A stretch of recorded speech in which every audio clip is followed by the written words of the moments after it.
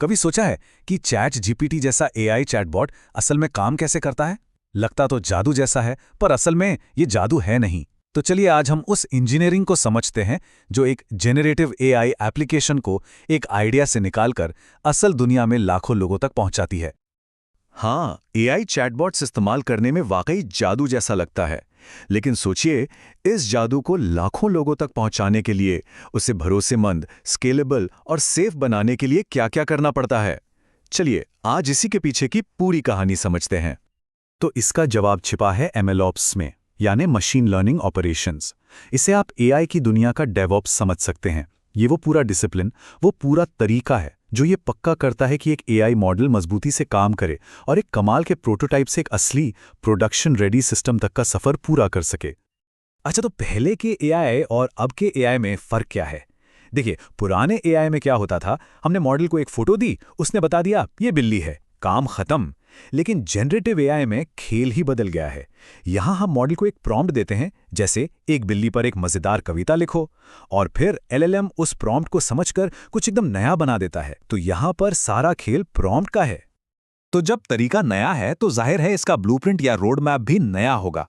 चलिए देखते हैं कि ये कैसा दिखता है। यहां एक बहुत जरूरी बात समझने वाली है। ज्यादातर कंपनियां गूगल या ओपन एआई की तरह जीरो से बड़े बड़े फाउंडेशनल मॉडल्स नहीं बना रही हैं। नहीं, वो क्या कर रही हैं? वो इन बने बनाए मॉडल्स को उठा रही हैं और फिर उन्हें अपने काम के लिए, अपने खास इस्तेमाल के लिए ढाल रही हैं, यानी अडेप्ट कर रही हैं। इसीलिए पूरा लाइफ साइकिल मॉडल बनाने पर नहीं, बल्कि उसे अपनाने और बेहतर बनाने पर फोकस करता है। और इसके 4 मेन स्टेज हैं: डिस्कवर, डेवलप, डिप्लॉय और मॉनिटर। तो चलिए अब इस डेवलप फेज में थोड़ा और अंदर चलते हैं। ये एक लगातार चलने वाला लूप है जहां मॉडल को सिखाया जाता है, उसे टेस्ट किया जाता है और फिर उसकी कमियों को सुधारा जाता है। ये चलता ही रहता है। अब मॉडल को सिखाने की एक बहुत ही कमाल की तकनीक है, रैग। पूरा नाम है रिट्रीवल ऑगमेंटेड जनरेशन। इसे ऐसे समझिए कि आपने एआई मॉडल को एक सुपर पावर्ड लाइब्रेरी कार्ड दे दिया है। अब मॉडल को बार बार महंगी रीट्रेनिंग से गुजारने के बजाय रैग उसे इजाजत देता है कि वो कोई भी जवाब देने से पहले बाहर की दुनिया से बिल्कुल ताज़ा, अप टू डेट जानकारी देख ले। और इसका सबसे बड़ा फायदा, ये मॉडल को गलत जानकारी देने से रोकता है, जिसे हम हैलुसिनेशन कहते हैं, क्योंकि अब मॉडल के पास हमेशा ताज़े और सही फैक्ट्स होते हैं। और ये बात बहुत दिलचस्प है कि आज के जेनाई ऐप्स सिर्फ एक अकेला मॉडल नहीं होते, वो असल में कई चीजों से मिलकर बनी एक चेन या एक वर्कफ्लो होते हैं। एक एआई ट्रैवल एजेंट का उदाहरण लेते हैं। उसकी चेन का पहला हिस्सा क्या करेगा? वो शायद यात्रा की तारीखें पूछेगा, फिर दूसरा हिस्सा फ्लाइट्स खोजने के लिए एक डेटाबेस से कनेक्ट करेगा, और फिर तीसरा हिस्सा इन सब जानकारी को मिलाकर एक बढ़िया सा ट्रैवल प्लान बना देगा।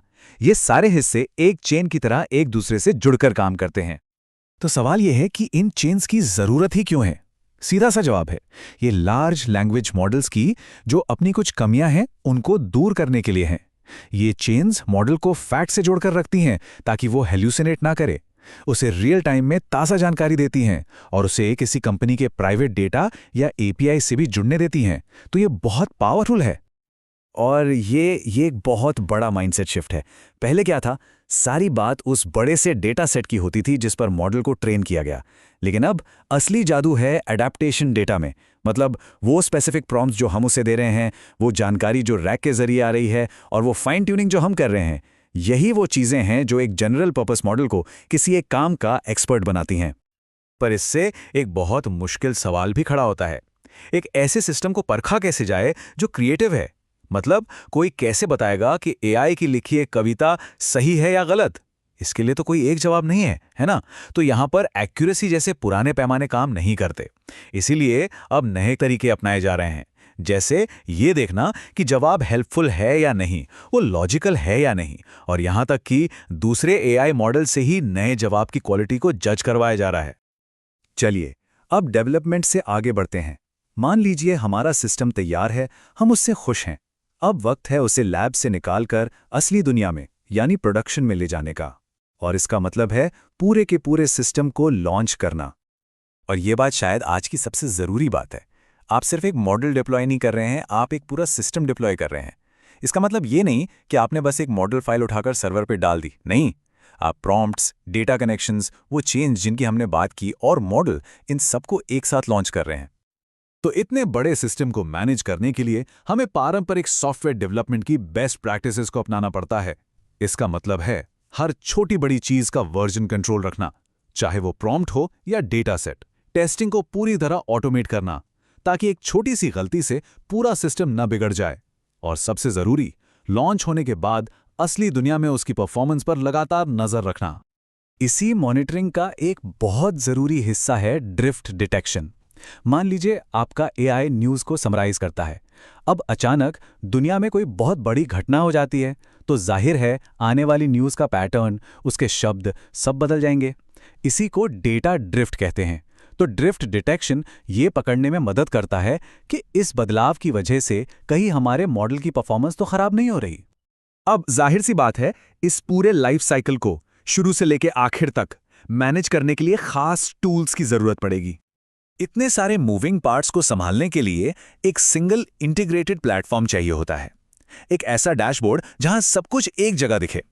ये प्लेटफॉर्म डेवलपमेंट से लेकर मॉनिटरिंग तक हर चीज को एक ही छत के नीचे ले आते हैं, जिससे सब कुछ मैनेज करना काफी आसान हो जाता है। और ये सब कुछ हमें एआई के अगले पड़ाव की ओर ले जा रहा है, इंटेलिजेंट एजेंट्स। ये सिर्फ सवाल जवाब करने वाले एआई नहीं हैं, ये वो एआई हैं जो हमारी तरफ से काम भी कर सकते हैं।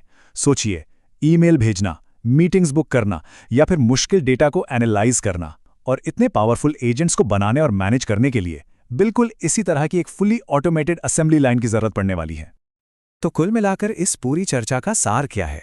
यही कि एक भरोसेमंद जेनरेटिव एआई सिस्टम बनाना सिर्फ अच्छे प्रॉम्प्ट लिखने का खेल नहीं है।